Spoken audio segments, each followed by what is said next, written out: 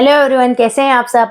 I hope आप सब बहुत अच्छे होंगे। वेलकम टू माय चैनल, जिसमें मैं ओलंपियाड प्रिपरेशन क्यों लिखा है, क्योंकि मैं ओलंपियाड प्रिपरेशन भी करवा रही हूँ, साथ साथ जिस टाइप के क्वेश्चंस आते हैं उस टाइप के क्वेश्चंस मैं लेती हूँ। अब इसमें मैंने जैसे फ्रैक्शंस चल रहा है, तो फ्रैक्शंस में मैंने फ्रैक्शंस समझाया है, डिटेल ऑफ इम्प्रॉपर फ्रैक्शन समझाया, टाइप्स ऑफ फ्रैक्शन समझाया है, इक्विवेलेंट फ्रैक्शन समझाया। अब मैंने ये सब समझा दिया है, ठीक है।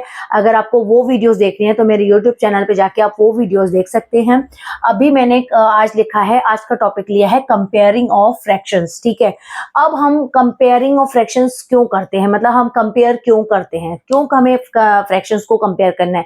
देखिए, जब हम किसी को शेयर देते हैं, किसी को हिस्सा देते हैं या किसी से कुछ भी लेते हैं, ठीक है, तो हमें उसने कितना हिस्सा दिया ये तो पता चल जाता है, लेकिन अब किसको कितना हिस्सा मिला, ज्यादा किसको मिला, कम किसको मिला, तो ये कैसे पता चलेगा। जब हम फ्रैक्शंस को कंपेयर करेंगे तभी हमें पता चलेगा कि हमें उसको, सपोज हमने किसी को चॉकलेट दी तो हमें ये जैसे 1/2 किसी को दी, 1/4 दी, तो हमें कैसे पता चलेगा कि हमने ज्यादा चॉकलेट किसको दी। जब हम 1/2 और 1/4 फ्रैक्शन को कंपेयर करेंगे तभी हमें पता चलेगा कि हमने किसको चॉकलेट ज्यादा दी और किसको कम दी। तो कंपेयरिंग ऑफ फ्रैक्शन से हमें ये पता चलता है कि हम किसको कितना हिस्सा दे रहे हैं, किसके पास लार्जर हिस्सा गया, किसके पास स्मॉलर हिस्सा गया, है ना। ये समझिए। अब सपोज मैंने 3 टाइप्स ऑफ फ्रैक्शंस ले रही हूँ, ठीक है। एक मैं ले रही हूँ 2/7 और एक मैं ले रही हूँ 3/7, ठीक है। अब मैं दूसरा ले रही हूँ फ्रैक्शन इसमें मैं लिख रही हूँ 6/8 और 6/9, ठीक है। ये ले लिया मैंने। और तीसरा ले लिया मैंने 3/4 और ये 2/6, ठीक है। अब देखिए तीनों में क्या डिफरेंस है, ठीक है। सबसे पहले वाले में सेम डिनोमिनेटर है, ठीक है। डिनोमिनेटर सेम है लेकिन न्यूमरेटर अलग है।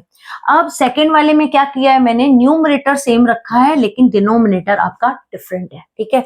अब थर्ड वाले में मैंने क्या लिखा है, इसमें मैंने सब अलग लिखा है, न्यूमरेटर भी अलग, डिनोमिनेटर भी अलग, इसमें न्यूमरेटर और डिनोमिनेटर अलग, तीनों। अब तीनों टाइप के फ्रैक्शन से आपका फेस ऑफ हो सकता है, ठीक है। अब तीनों टाइप के फ्रैक्शन से फेस ऑफ होगा तो कैसे पता चलेगा। अब इसको ट्रिक है, तीनों को समझने की एक एक ट्रिक है, सिंपल ट्रिक है समझाने की। अब ये है, जैसे मान लो आपको मैंने बोला इसको पता करो कि इसमें कौन सा ग्रेटर है, कि कौन सा बड़ा है कौन सा छोटा है।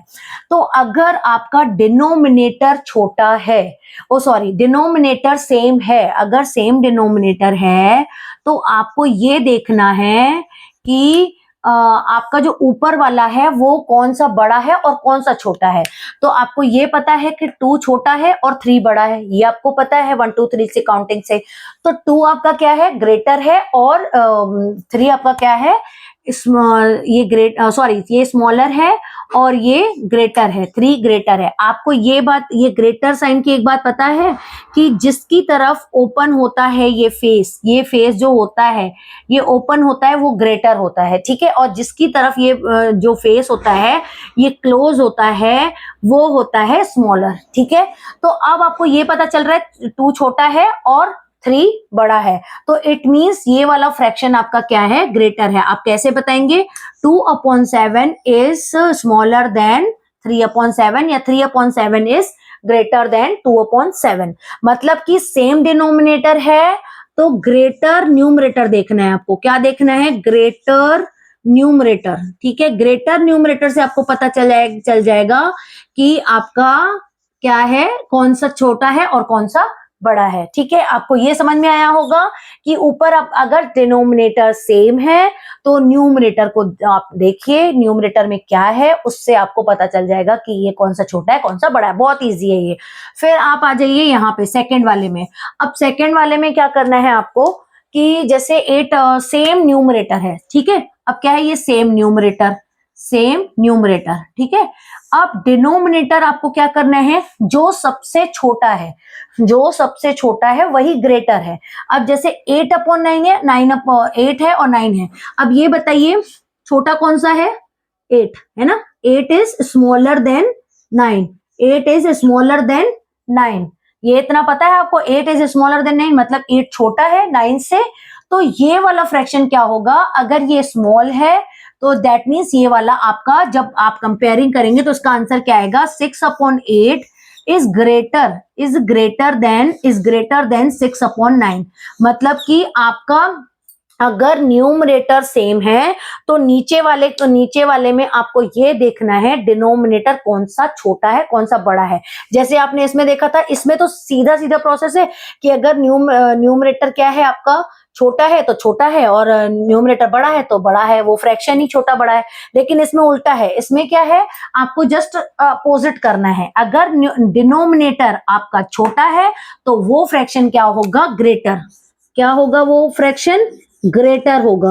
और जो जिसका डिनोमिनेटर क्या है, स्मॉलर है, वो क्या होगा, स्मॉलर। ठीक है, वो फ्रैक्शन ही पूरा क्या हो जाएगा, वो पूरा फ्रैक्शन क्या हो जाएगा, स्मॉलर हो जाएगा। कब, जब आपका डिनोमिनेटर स्मॉल हो, जब डिनोमिनेटर स्मॉल हो तो दैट मीन्स वो पूरा का पूरा फ्रैक्शन आपका क्या है, पूरा का पूरा फ्रैक्शन आपका ग्रेटर है। आपका क्या है, वो पूरा का पूरा फ्रैक्शन क्या है, ग्रेटर है। ठीक है, अब आप देखिए थर्ड में। अब थर्ड में मैंने आपको एक चीज है, दोनों ही अलग अलग हैं। ठीक है, दोनों ही अलग अलग है, तो उसमें क्या करते हैं, आपको क्रॉस मल्टीप्लाई। क्या करते हैं, क्रॉस मल्टीप्लाई करेंगे। जैसे ये इससे मल्टीप्लाई करेंगे 6 3 जा, ठीक है, करिए, 6 3 जा 18 आया। ठीक है, अब जैसे 4 2 जा, ठीक है, 4 2 जा क्या हो जाएगा, 8 आ जाएगा। अब देखिए 3 पहले लिखा है, 3 के साथ 6 है, तो मतलब 3 के ये 6 इससे मल्टीप्लाई हो रहा है, तो हम पहले क्या लिखेंगे, 18 ही लिखेंगे, क्योंकि ये वाला इससे मल्टीप्लाई हो रहा है तो इसका पहले मल्टीप्लाई इसका लिखेंगे। ये बात ध्यान रखिएगा। आपको ये चीजें, छोटी छोटी चीजें ना मतलब बताते नहीं है लोग। इसमें क्या होता है, क्रॉस मल्टीप्लाई बता देंगे आपको, क्रॉस मल्टीप्लाई करना है, कौन सा फ्रैक्शन छोटा है बड़ा है पता, लेकिन एक छोटी सी ट्रिक, सिर्फ एक छोटी सी ट्रिक है कि आपको पहले कौन सा लिखना है। भाई आपने क्रॉस मल्टीप्लाई तो किया, क्रॉस मल्टीप्लाई तो हर यूट्यूब आपको वीडियो में बता देंगे कि इसको इससे क्रॉस मल्टीप्लाई करना है, इसको इससे मल्टीप्लाई करना है। लेकिन कभी बच्चे क्या करने को, 4 2 जा 8 है, क्रॉस मल्टीप्लाई किया, पहले 8 लिख दिया और बाद में 6 3 18 है, 18 बाद में लिख दिया। तो कैसे पता चलेगा बच्चे को कि पहले क्या लिखना है, कि स्मॉलर ग्रेटर कैसे फाइंड करेगा वो, नहीं।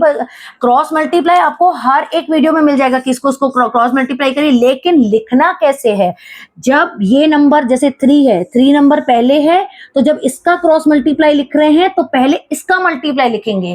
दिस इज द पॉइंट, ये आपका एक हिडन पॉइंट है यहाँ पे।